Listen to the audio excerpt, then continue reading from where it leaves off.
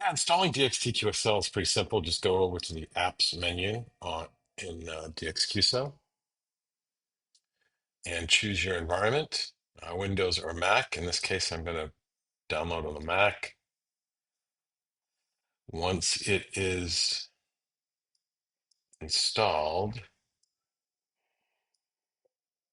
I'm going to show you here. I can show you the download section, and I launch it from the browser and simply follow the prompts. Install. Agree.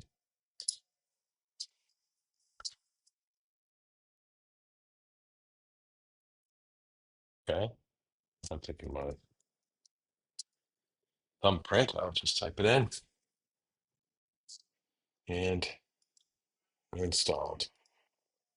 Now, launch it. I simply launched DX-TQSL like I've launched TQSL in the past, under the applications menu on the Mac or the main menu, program installation menu on the PC.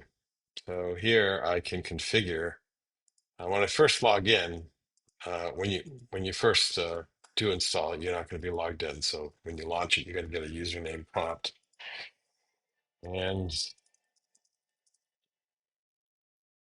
I can log in. Now, this is key. If you have not uploaded your certificates, you want to do that here, and you want to say yes to this prompt. So I want to merge basically my certificates and stations that are already existing on my machine into my account. Now, if you're installing this on another machine that you've already loaded your certificates and stations into DXQ, so you don't need to do that. You can say no, but just to be safe, you can say yes and merge whatever you have up into the cloud. So now I've merged my data. This is the debug prompt, so you can ignore that. And I do have some backups that exist. I'm going to ignore those.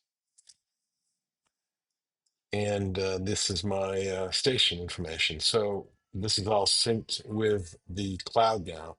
There's also a configuration menu here where you can choose to follow your LoTW profile, um, upload profile, which means you have a global profile in your user setting, whether or not you upload locally on each individual PC directly to LoTW, or if you do not upload locally.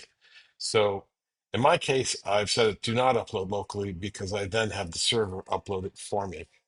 Um, this is the local override option, which means that your individual PC can control that here. So you can override your global setting for all your installations of DxTQSL. Most people have one or two, but here I could say on this particular PC, uh, upload locally, and that will override my profile setting. Here I can tag QSOs. If I have this set up as a particular site, such maybe it's a remote site, maybe it's portable, or um, you're working a particular contest, maybe, or whatever you want, however you want to tag the QSOs coming from this PC, you can add them to your logbook here.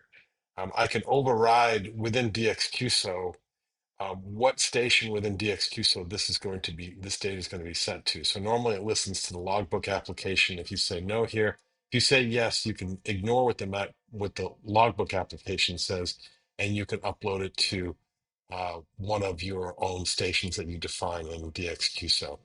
The option at the top here is whether or not you are sending, the server will send data to LoTW for you. So if you're a member of DxQSO, you can have the server send data uh, uh, to LoTW for you.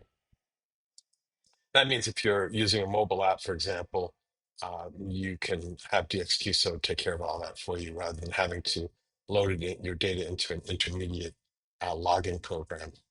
And that's basically it.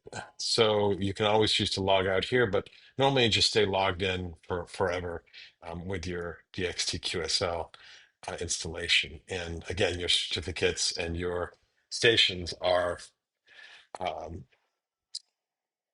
are synced with the cloud, right? So if you make changes on the server, for example, If I go on here and go to stations, these are the same stations you just saw.